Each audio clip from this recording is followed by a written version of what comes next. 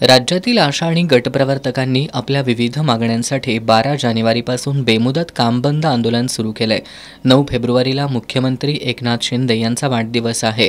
या वाढदिनी त्यांना शुभेच्छा देण्याबरोबरच आशा आणि गटप्रवर्तक यांना शासनानं जी आश्वासनं दिली त्याची पूर्तता करून शासन निर्णय काढावा याकरता मुख्यमंत्र्यांना साकडं घालण्यासाठी कोल्हापूर जिल्ह्यातून 2000 आशा गटप्रवर्तक मुख्यमंत्र्यांच्या ठाणे इथल्या निवासस्थानी जाणार आहेत। जोपर्यंत शासन निर्णय काढला जात नाही तोपर्यंत ठाणे सोडणार नाही असा पवित्रा आशा आणि गटप्रवर्तकांनी घेतलाय।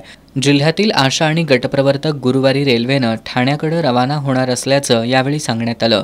या पत्रकार बैठकीला कोल्हापूर जिल्हा आशा वर्कर्स आणि गटप्रवर्तक युनियनच्या राज्याध्यक्षा राधिका घाटगे, उज्ज्वला पाटील, संगीता पाटील, सारिका पाटील, विद्या जाधव, कविता जाधव यावेळी उपस्थित होत्या।